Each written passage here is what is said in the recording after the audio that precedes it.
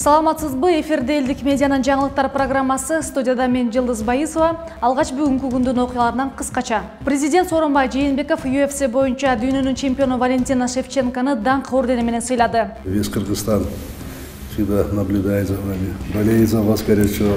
УКМКнын мурунку башчысы Мурат Сутаринов жакында абактан бошотулабы. Анын оорусуна байланыштуу Акыйкат институту сотко кайрылды. Органдардын жоопкерчилиги 4-чү группа. Кыргыз жытын жыттагысы келген мигранттар үчүн Орусиянын Москва шаарында өзгөчө дүкөн ачылган. Анын өзгөчөлүгү жана уникалдуулугу тууралуу алдыда. Прекрасно, чудесный, как-то, мне очень приятна атмосфера. Мына ушул жана башка жаңылыктарды кененирээк баяндоону баштайбыз. Кыргызстанда чоңой өскөн кыргыз элинин сыймыгы Валентина Шевченко Кыргызстанга келди. Спортчу айымды кече аэропорттон эле өкмөт өкүлдөрү жана күйөрмандары жогорку деңгээлде тосуп алышты. Ал эми бүгүн президент Сооронбай Жээнбеков Шевченко менен жолугушуп, аны даңк ордени менен сыйлады. Өз кезегинде коноктордагы куру кол келишкен эмес. Алар мамлекет башчысына символикалуу белектерди тапшырып, колгапка президент өзүнүн автографын калтырды. Таймаштын аралаштыруу боюнча UFC жылдызы Валентина Шевченко машыктыруучусу менен бирге кече Бишкекке учуп келген. Бүгүн президент Сооронбай Жээнбеков аларды кабыл алды. Аялдардын эң жеңил салмагында чемпиондук курду жеңип алышы менен Валентинаны куттуктап, аны даңк ордени менен сыйлады.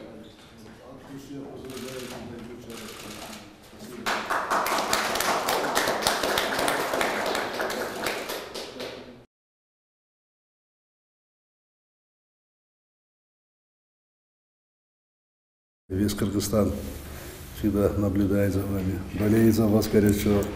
Сильно переживаем за вас всегда, когда вы выходите на ринг. Я хочу выразить искреннюю благодарность вам, Павел Васильевич, за ваш тренерский талант, за ваше мастерство, что вы подготовили таких спортсменок, как Валентина. Я еще раз поздравляю вас поздравляю, всех кыргызстанцев поздравляю с прекрасной победой Валентины Анатольевны. И спасибо, что вы приехали. Мы надеемся и уверены, что вы еще покажете, что много великих достижений всему миру. И мы будем радоваться, вы будете радовать кыргызстанцев своими победами. Жолугушууга ошондой эле анын машыктыруучусу Павел Федотов, Кулатуяр Таймаш ММА дүйнөлүк федерациясынын президенти Руслан Кыдырмышев жана Валентина Шевченконун апасы Елена Шевченко катышты. Президент Жээнбеков машыктыруучусу Федотовго спортчуларды даярдоо чеберчилигинин эң жогорку деңгээли, машыктыруучулук таланты жана өз тарбиялануучуларын терең ишенгендиги үчүн ыраазычылык билдирип, Кыргыз Республикасынын диний тарбиясына жана спортуна эмгек сиңирген кызматкер ардактуу наамын ыйгарды. Тренер всегда имеет в голове какие-то мысли к тому, чтобы привести своего ученика к самым большим высотам. Я думаю, любой тренер имеет такие идеи. И, конечно, если эти идеи или такая мечта воплощается в жизнь, я считаю, что это большой успех и большое счастье.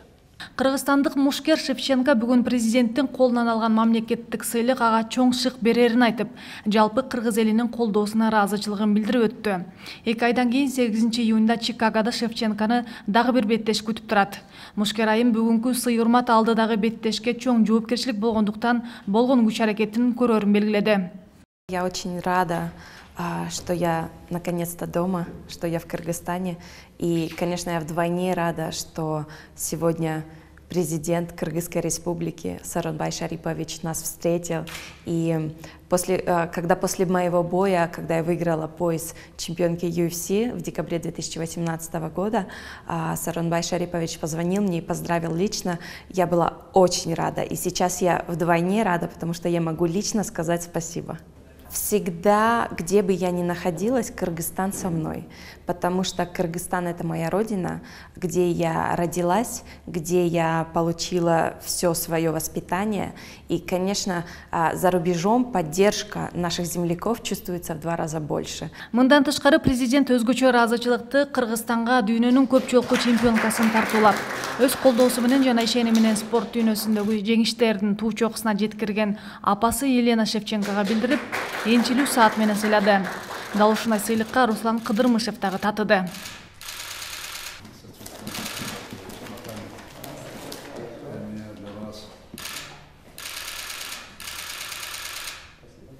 Муну менен катар жогорку кеңештин төрагасы Дастанбек Жумабеков эл аралык спорт чеберин кабыл алып, Валентинанын апасы Елена Шевченкага жана машыктыруучусу Павел Федотовго жогорку кеңештин энчилүү саатын ыйгарды. Ал эми спортчуга шырылып тигилген улуттук чапан белек кылды. Спортчу айым көрмандар менен жолук өткөрдү. Эртең Ош шаарында Мушкерди шаар жана облус жетекчилери, спортчунун көрмандары салтанаттуу тосуп алышат. Вице-премьер-министр Жеңиш Аразаков баштаган өкмөттүк делегация 4 апрелден 6 апрелге чейин Дүйшөмбү шаарында кыргыз-тажик мамлекеттик чек араларды делимитациялоо жана демаркациялоо боюнча өкмөттүк делегацияларынын кезектеги жыйынына катышты. Тажикстан делегациясынын башында Тажикстандын премьер-министри Азим Иброхим турган. Жыйындын жүрүшүндө кыргыз-тажик мамлекеттик чек арасынын калган участкаларынын долбоордук сызыктарын түшүрүүнү улантуу, чек ара тилкесинде камтылган жана ар кай жерде жайгашкан участкаларды жоюу максатында өлкөлөр ортосунда жер участкалары менен алмашуу жана мамлекеттик чек аранын биргелешкен тилкелеринде туруктуулукту камсыздоо, ошондой эле ири масштабдуу делимитациялык топографиялык карталарды түзүүнү аяктоо маселелери талкууланды. Жыйындын жүрүшүндө кыргыз-тажик мамлекеттик чек арасынын калган участкаларынын долбоордук сызыктарын түшүрүүнү улантуу, чек ара тилкесинде камтылган жана ар кай жерде жайгашкан участкаларды жоюу максатында өлкөлөр ортосунда жер участкалары менен алмашуу жана мамлекеттик чек аранын биргелешкен тилкелеринде туруктуулукту камсыздоо, ошондой эле ири масштабдуу делимитациялык топографиялык карталарды түзүүнү аяктоо маселелери талкууланды. Жолугушуунун жыйынтыгы боюнча жыйындын протоколуна кол коюлду. Тараптар өз ара пайдалуу негизде тажик-кыргыз мамлекеттик чек ара сызыктарын аяктоого даярдык билдиришти. Бул чектеш аймактардагы туруктуулуктун жана коңшулаштыктын кепилдиги болот. Кыргызстандын акыйкатчысы Токон Мамытов камактагы УКМКнын мурунку башчысы Мурат Суталиновду бошотууну суранды. Бул тууралуу өзү биздин порталга билдирди. Анын айтымында буга чейин абактарды кыдырып, анын ичинде Суталинов менен 2 жолу барлашканын жана анын оорусу бүгүнкү күндө акыркы стадияда күч алып жаткандыгын белгиледи. Мындан улам оорусун эске алуу менен Бишкек шаардык сотуна мыйзам чегинде ишин адилет кароо менен аны абактан бошотууга чакырды. 2010 жылы атайын кызматты жетектеген Мурат Суталинов апрель окуясындагы кан төгүүгө байланыштуу айыпталып 20 жылга соттолгон. Арыз менен кайрылып, ал киши ушул маселени койду. Мен омбудсмен катары алдым. Ушундай комиссия болсо, ушундай комиссиянын жыйынты болсо, мен мыйзам боюнча менин ооругандардын жооп берсе, рак 4 группа болуп, бирок мага тиешелүү чечимди сот структуралары чечим кабыл албайт деп кайрылган. Мына ошонун негизинде биз материалдардын баарын карап таанышып, мына ошон үчүн биз баягы мыйзам чегинде бул маселени карап бергиле деп сот органдарына кайрылып атабыз. Коррупцияга шектелип, учурда бир канча атка минер темир тор артында отурат. Атай кетсек, алар мурдагы өкмөт башчы Сапар Исаков, Бишкек шаарынын экс-мэри Албек Ибраимов, бажы кызматынын мурдагы төрагасы Кубанычбек Кулматов жана башкалар. Бирок аталган адамдарды экс-президент Алмазбек Атамбаев негизсиз камалып жаткандыгын билдирип жүрөт. Чиновниктердин камалышы коррупция менен болгон чыныгы күрөшпү? Бул суроо менен кала тургундарына кайрылып көрдүк. Коррупция менен бири-бирин эле камабай да кийинки очерет баары бир. Кийинки президент кетсе деле бар, анын деле кишилерин коррупция деп камайт. Ар кандай ишенич жок да. Көрөш жакшы эле жүрүп атат. Камалышын кандай карайсыз мисалы? Күнөөсү болсо камалат да, биз кайдан билебиз аны, туура? Биздин оюбуз эме күнөөсү болсо камалат. Күнөөсү болбосо чыгат. Аны сот чечет да. Мен саясатта көп маани бербейм, коррупция билбейм азыр кандай деңгээлде. Бирок биздин мамлекет тилекке каршы коррупцияга батып калган деген ойдомун да. Кээ бирлерин камап атат, анан биз коррупция менен күрөшүп атабыз деп коет. Ошо күрөшүп аткан өздөрү да коррупционерлер. Аны кийинки келгендер аларды камайт. Алардан кийин келгендер биздин чоңдорго Кудай ыйман бербейин, ушинтип эле камала берет, бирин-бири жамандай берет. Буларга ишенүүгө такыр болбой калды. Эки ой болуп турат да. Бир чети калк айтса калп айтпайт деген сөз бар да. Бул бир жагы. Экинчи жагы баштан кыргыз эли өнүп өскөн адамды көрө албайбыз. Ушундай жаман сапатыбыз бар да. Кандай адам бийликте турса деле ошонун жакшы жагын көрбөйбүз, жаман жагын издейбиз. Бул биздин эң жаман сапаттарыбыз. Атамбаевдин акыркы сүйлөгөн сөзү өзү деле мурунку 6 жыл башкарган убактысында кандай башкарды, азыркы Сооронбай Шариповичтин башкаруусуна окшошпу же окшош эмеспи, ошону талдаш керек да. Менин оюмча аныкы окшош эле болчу. Ошондой эле болчу. Ал деле максатсыз камаган. Мисалы үчүн Текебаевди башка бир өлкөнүн жаранынын көрсөтмөсү менен камап койду. Садыр Жапаровду камап койду. Коррупция менен эмес, жөн эле. Эмне мага каяш айтып атат, мага каршы чыгып атат деген тарзим. Эми азыркы камоо коррупцияга кичине окшош болот, ошонусу менен айырмасы бар да. 2010-жылы өлкөдө бийликтин адилетсиз режимине каршы чыгып 90дон ашуун мекендештерибиздин курман болгонуна быйыл 9 жыл толду. 7 апрель күнү жер-жерлерде шейит кеткендерге Куран окутулуп, эскерүү иш-чаралары өткөрүлдү. Айрымдар үчүн кызыл дата майрам катары белгиленсе, жакындарын жоготкондор аза күтүп, кайгы муң менен эскеришти. 2010-жылдын 7 апрель күнү катардагы адамдар үчүн жөн гана күн болушу мүмкүн. Бирок Темин району үчүн бул өтө маанилүү жана чоң жоготууну алып келген. Себеби дегенде, аркамда турган 10 апрель баатырын жоготуу күнү болгон. Мына ушул эр азаматтарды эскерүү иш-чарасы дал ушул жерде болуп өттү. Ал эр азаматтарга арналган гүл чакырлар коюлду. 2010 жылкы 7 апрелдеги ыңкылаптан кийин мамлекетти Алмазбек Атамбаев башкарды. Кечээ Атамбаев медиа форумдун алдындагы 7 апрелге карата эскерүү иш-чарасы болот деп чогулган эл алдында азыркы бийликти сындап, эл деген сел, Атамбаев революция кылат деп ойлоп жатышат деди. Мына бүгүн Ира Карамушкина окуп берген резолюцияны колдоп бергиле деп суранат. А бийликке дагы бир жолу айтам. Резолюцияны укпагандар Кудай сактасын, аягында революция менен бүтсүн. Атамбаев Сооронбай Жээнбековду президенттикке алып келген үчүн өзүн күнөөлүү сезип, тынчы албай жатканын айтты. Кылар ишибиз жокпу? 7 апрелде мен деле үйдө жатып майрамдамакмын деди. Ошондой эле Ирина Карамушкина окуган митинг резолюциясын колдонбосоңор революция болуп кетпесин деп эскертти. Биз мына кылар иши жокпу? Бүгүн баарыбыз тең үйдө турмакпыз. Майрамдамакпыз. Биз үчүн траур болсо, эл үчүн бул майрам. Анан эми майрам менен деп бирөөнү айтыштан деле ооз барбайт чындыгында. 2010 жылы өлкөдө адилетсиз режимге каршы чыгып, 90дон ашуун курман болгон мекендештерибиздин катарында Нарын облусунун тургуну 39 жаштагы Алмазбек Абдыразаков дагы бар болчу. Ага аянттан ок тийип каза тапкан. Шейит кеткен Алмазбектин жубайы өлкөнүн өнүгүүсү деп жанын курман кылган жолдошуна окшогон азаматтардын үмүтү акталдыбы? Тарых тастыктайт дейт. Тосуулар болуп атат, көрүп атасыздар. Эми бул президентке биздин үмүтүбүз чоң. Кудай жолундагы сүйлөгөн сөзү, кылган иши орду менен бардыгы тең. Ошо элге жагып, эл ошол кишиден аябай чоң үмүттөнүп атат. Биз дагы ошол чоң үмүтүбүз. Анан эми Алмаз Шаршеновичтин кылганы бул эч бир сыйбай турган нерсе да бир. Ал каргашалуу күнү аянтка атасы Алмазбекти издеп барган 15 жаштагы уулу Айбек дагы оор жаракат алган. Азыркы учурда алек болгонум үй бүлөмдү багыш, өз бөбөктөрүмдүн буттарына тургузуш.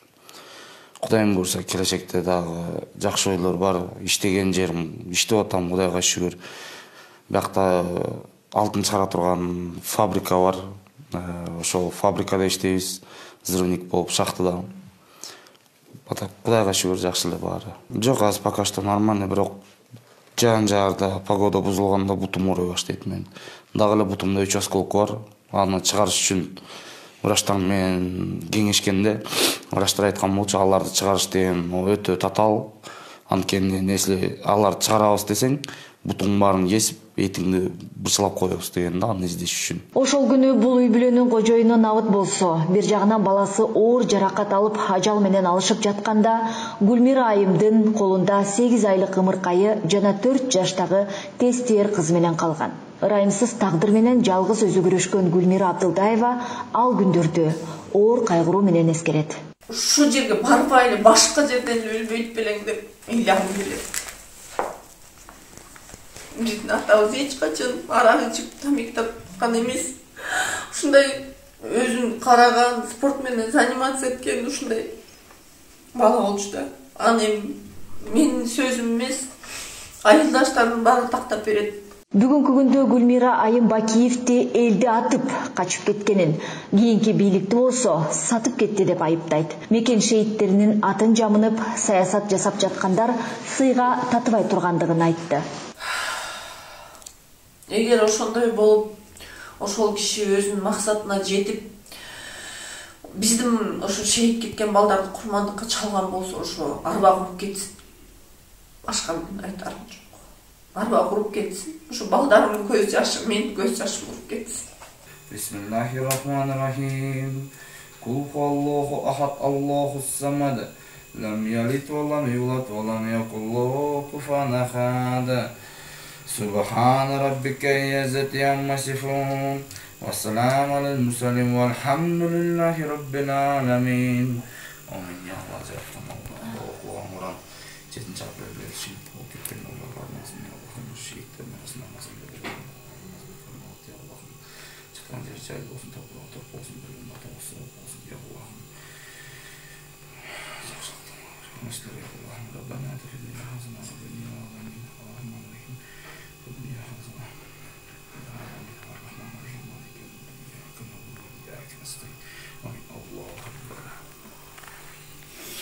Элдик медиа порталы өткөн берүүлөрүбүздө бөтөн элге барып, курулушта иштеп жүрүп, бутун кокус сатып алган мекендешибизден кабар алып, мекенине кайта албай жаткандыгын маалымдаган элек. Учурда Москвадагы кыргыздар оор күн кечирип жаткан мекендешибизге колунан келген жардамын аябай, аны Кыргызстанга жөнөтүүнүн аракетин көрүшүдө.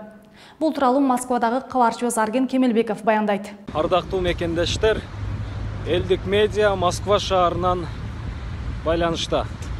Мындан 3-4 күн мурда бир Москвага келип, биздин мекендешибиз оор турмушка туш болуп калган бир тубаныбыз тууралуу материал даярдаган элек.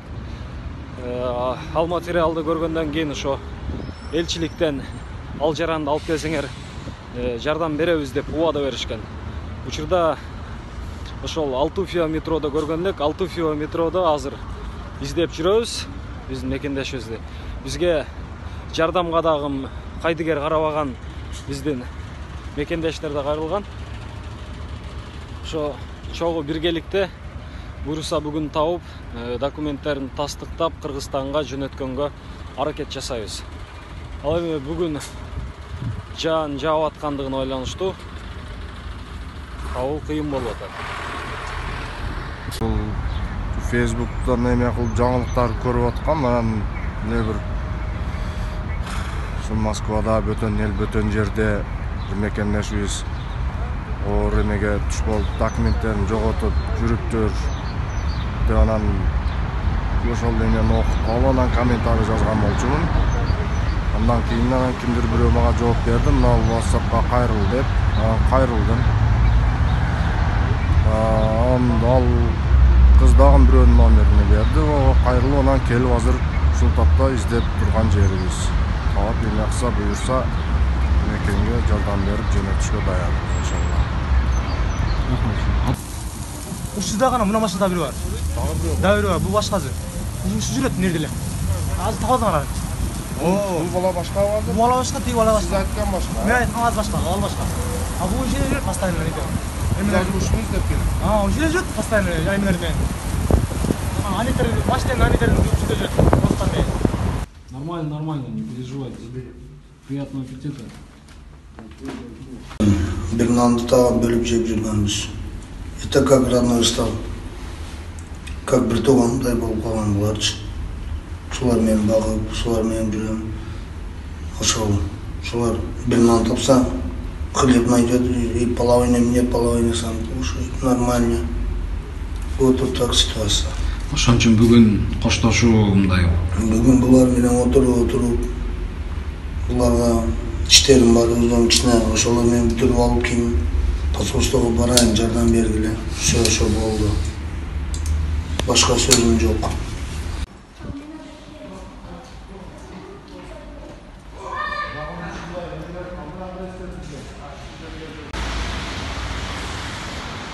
Азыр Руслан Байкени биз бул жактагы Москвадагы кайдыгер карабаган жарандар менен чогуу биргеликте Кыргызстандын элчилигине кетип атабыз. Документтерин калыбына келтирсек, буйруса бүгүн же эртең жакынкы күндө болуп калат деген ишеничтебиз. Учурда каарманыбызды элчиликке алып барып, мекенине жиберүү үчүн тиешелүү документтерин топтоо иштери жүрүп жатат. Хоккей боюнча дүйнө чемпионатынын тандоо турунда Кыргызстан эмне себептен өтпөй калгандыгы боюнча аталган спорт түрүнүн федерациясынын жетекчилери маалымат жыйын уюштурушту. Белгилей кетсек, Кыргызстандын хоккей боюнча курама командасы дүйнө чемпионатына болгон тандоо оюндарында тайпадагы 4 команданы жеңип чыккан. Акыркы Бириккен Араб Эмираты командасы менен беттешке чыгар алдында калыстар тобу Кыргызстандын курамасында ойноп келген Александр Титовду оюндан четтетип, мурдагы оюндардын жыйынтыктарын жокко чыгарып 0-20 эсеби менен саптын эң төмөн жагына түшүрүлгөн. Жетекчиликтин айтымында кураманын оюнчусу Александр Титовду арабтар негизсиз оюндан чыгартышкан. Башкача айтканда жөн гана шылтоо болгон. Кыргыз хоккейчилери арабтардын аларга карата туура эмес мамилесин нааразычылык менен билдиришти. Ал эми кураманын капитаны Владимир Тонких жогорку баскычка жетип калганда оюндан четтетип коюу оюнчулардан дагы биздин машыктыруучуларга абдан катуу сокку болду. Бирок биз эмне үчүн келгенибизди татыктуу көрсөтө алдык. Бизди колдогондор дагы абдан көп болду. Эң башкысы жеңиш менен кайттык деп белгиледи. Бул жерде кеп Титов деген балабызда деле эмес. Себеби дегенде бул жерде Титовго окшогондун бүт команда. Аларга шылтоо арабтардын командасына мындайча айтканда жетекчилигине шылтоо керек болчу. Титов болбосо бөлөгү чыкмак, бөлөгүн болбосо бөлөгү чыкмак. Аларга эптеп эле шылтоо табыш керек болчу. Эгерде мындайча карай келгенде биздин команда өзүнүн милдети эмне кылыш керек болчу, ошону кыла алды, аткарды. Арабтар болсо эмнени кааласа өздөрүнө кыла алды да. Булардын адаты кандай экенин билесиңер да. Кытайдын түштүк чыгышында өстүрүлгөн павловня дарагы эми таласта өстүрүлөт. Кыргыздар павловня дарагын кут дарагы деп аташып, Ысык көл жергесинде 2 жылдан бери өстүрүшүдө. Эми аталган кут дарагын Талас элинин айрым тургундары көчөт кылып өстүрүп жатышкан мезгили. Талас районунун 40 Казак айылынын тургуну Тынарбек Бердалиев кут дарагын үйүнө парник кылып өстүрүп, 50 сотук жерге күнөскана кылып өстүрүүнү пландоду. Тынарбектин иш аракети боюнча кийинки материалда сөз болот. Тынарбек Бердалиев Германия, Болгария жана Испаниядан кечкүздүк кут дарагынын уругун алдырып, январь айында сепкен. Учурда 3 ай аралыгында сепкен уруктары минтип көчөт болуп өсүүдө. Алгач даракты өстүрүү үчүн жалпы эксперттер менен кошо изилдеп, натыйжада биздин климаттык шартка ылайыкташылган -27ден -33 градуска чейин суукка чыдамдуу түрлөрүн алып келген. Бул жерде жалпы 10 000ден ашуун кут дарагынын көчөтү өсүүдө. Аталган дарактын көчөтү назик, ошол эле учурда мээнетти көбүрөөк талап кылат. 25 градустагы жылуу аба ырайында тактап айтканда бирдей температурада бир калыпта өсөрүн Тынарбек Бердалиев билдирет. Биринчи контейнерге сепкенбиз уругун. Контейнерде бир айдын ичинде ушул деңгээлге жетти. Бул деңгээлге жеткенден кийин мындай кассеталарга көчүрдүк, ар бирин бирден бөлүп. Анан кийин бул деңгээлге жеткенден уже тамырлар чоңо баштагандан кийин стаканчиктерге, бул стаканчиктерге көчүрүп баштадык. Анан аланда чоңойгондор мынакей, булар уже 3 айга жакындап калды. Булар тиккенге уже поляга ачык жерге тиккенге даяр болуп калгандары. Бул көчөттөрдү май айынын орто чендеринде жерге олтургуза баштаса болот. Аталган дарак бат өсүүчү дарактарга кирет. Себеби жаңы тигилген өсүмдүк биринчи жылында 2 метрге чейин өсөт. Андан кийинки ар жылында 3-4 метрге чейин узарып, 3 жылдан кийин гүлдөйт. 6-7 жылдарында даракты пайдалана берсе болот. Ошондо узундугу 15 метрге чейин, диаметри 40 сантиметр болуп чоңоет. Учурда Тынарбек көчөт кылып өстүрүүдөн тышкары Германиядан кут дарагынын тамырларын алып келген. Көчөт кылып өстүрүү менен бирге тамырын олтургузуу бир кыйла жеңил экенин айтат. Павловнянын уругунан өстүргөнбүз. Бул 3 айга жакын болду. Азыр бүгүнкү күндө мына биз тамырын алдырдык. Тамырынын кесин кыркындыларын алдырдык. Ошону отургузуп баштадык. Бул FT деген сорттун тамырлары. Мунун өзгөчөлүгү буга караганда, урукка караганда, уруктан биз көп ара болдук. Уруктан өстүрүш кыйыныраак экен. Мунуку оңойрок болот. Баасы кымбат болгону менен оңойрок болот экен. Муну даже поляга өзүн өстүрүп тигип койсо деле болот. Биз ага чейин поля даяр болгонго чейин ушундай идиштерге өстүрүп атабыз. Бул дарактын өзгөчөлүгү ар кандай сапаттуу курулуш материалдар чыгат. Мисалы оңой менен ииле бербейт. Ананда башка жыгачтар 220 градус ысыкта күйсө, кут дарагы 400 градуста күйөт. Бутак болуп өспөйт. Чирибей турган касиетке ээ. Нымдуулукту өзүнө бат сиңирбейт. Башкача айтканда сапаттуулугу жагынан жогору. Бул павлонияны кыргыз чергесине, анын ичине таласка алып келип элге жайылтуу. Жайылтканда дагы ошол арзан баада. Азыркы алып келип аткан бааларыбыз кымбат, дыйкандардын күчү жетпейт көпчүлүгүн. Ошол максаты биз уругунан алып келип атабыз, уругунан өндүрүп атабыз. Ошондо кичине элге арзаныраак болуп чыгат деп. Биз Европадан же Кытайдан башка жактан алып келсек, бизге жол кирesi кошулуп отуруп кымбатка түшүп калат экен. Ошон үчүн максатыбыз ушу элге жеткиликтүү баада чыгарып берүү. Биринчи максатыбыз. Анан бул канча элде көп болсо, кийинки максаттарыбыз биздин да коебуз. Башка инвесторлорду алып келип ошол жерге завод, фабрика салуу өсүштү. Тынарбек мырза аталган Павлония дарагын өстүрүүгө кызыгып, Элисото Хаянтта күнөөскана курууну пландоодо. Ал алгач кут дарагы боюнча кененирээк маалымат алган соң жеке компания Ак Эмгек Агро деп ачып, Германия өлкөсү менен келишим түзүүдө. Алар сапаттуу үрөөн беришет. Ал эми Ак Эмгек Агро компаниясынын өкүлдөрү кут дарагынын көчөтүн жайылтып, өстүрүү болуп саналат. Андан соң өлкөбүздө өстүрүлгөн кут дарагын кайрадан Германия жана башка чет өлкөгө экспорттоо жагы да пландалууда. Элге сунуштасак коркушат, муну кантип сатабыз, какка сатабыз, ким алат деп. Биз Европага ошон үчүн барып келди балдарыбыз. Ошол келишимдерди түзүп, биз жака биз көбөйтүп тигели. Биз бир киши эле 10 гектар же 20 гектар тиккенде эч нерсе чечилбейт да. Биргеде миңдеген гектарлар тигиш керек бош жерлерде. Бош жерлерге. Муну жана адырларга деле тиксе болот деп 1-2 жыл сугарса, кыйналып сугарып алса, 2 жылдан сугарбай койсо деле болот. Анткени мунун тамыры түшүп кетет, 9 метрге чейин кетет экен. Жерден нымдуулукту алып, ошонун эсебинен деле өстү болот да. Бейле кетсек, кут дарагы нымдуулукту өзүнө көп кабыл ала бербейт. Ошондуктан андан лыжа, кайык, сууну өзүнө кабыл албай турган буюмдар, музыкалык аспаптар жана түрдүү эмеректер жасалат. Ошондой эле кут дарагы 3 жылдан кийин 1,5 айга чейин гүлдөп турат. Ошол эле учурда нектар көп бөлүнүп чыккандыктан арылар да көп бал топтой алат. Ал эми жалбырактары чоң болгондуктан тоют катары колдонсо болот. Гүлжамал Багышбекова, Сүймөнкул Айтматов, Талас району. Мекенини суусун жутуп, кыргыз жытын жыттагысы келген мигранттарыбыз үчүн Орусиянын Москва шаарында өзгөчө дүкөн ачылган.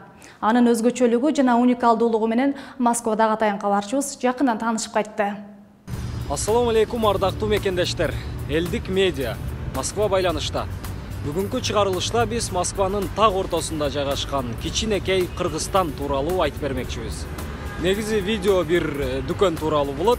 Бирок сиздерде эмне үчүн кичинекей Кыргызстан деген суроо жаралып аткан болсо, бул суроого дал ошол дүкөндүн кызматкерлеринин өздөрүнөн сурап көрөлү. Кеттик.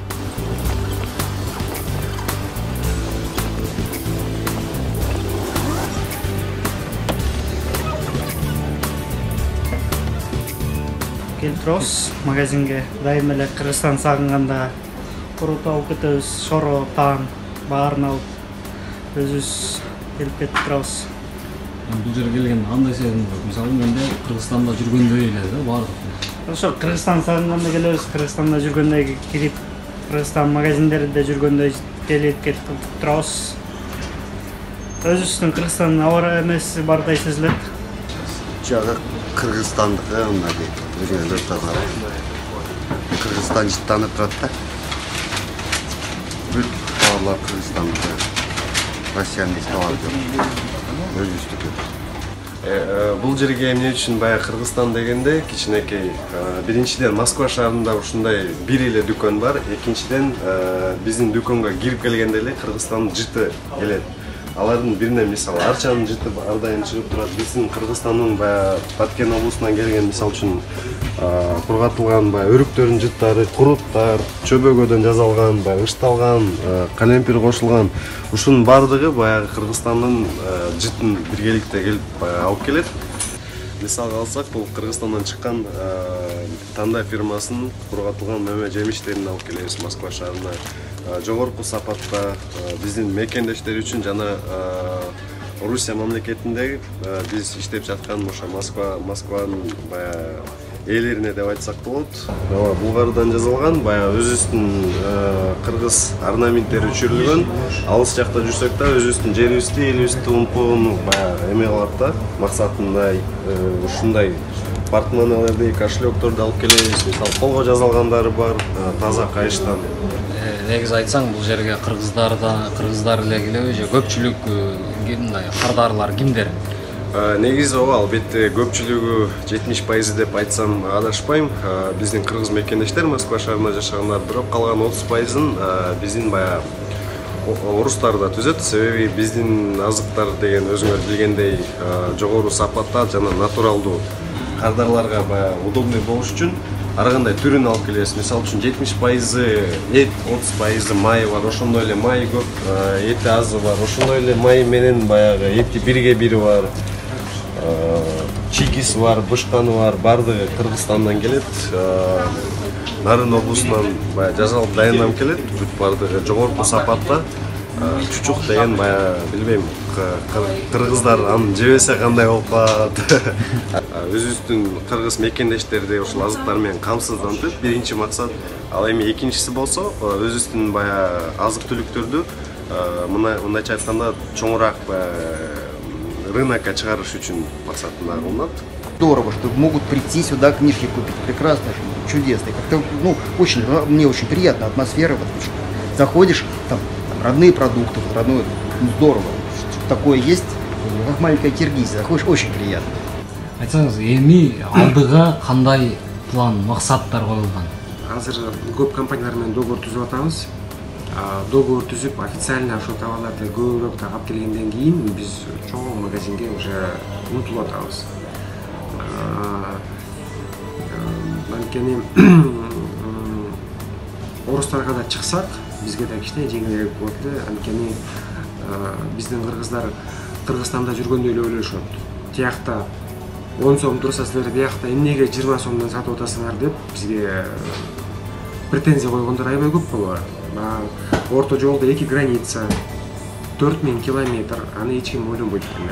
Анан ошон бул биз бир кыргыздарга бир жакпаган себебибиздин ушу бир ушундай бир жери бар. Көп түшүнгөн кыргыздар көрүп, ой жакшы экен, наоборот даже арзан экен деп, биз башка магазиндерге караганда арзаныраак сатып келсеңер деп бизге келип атышат.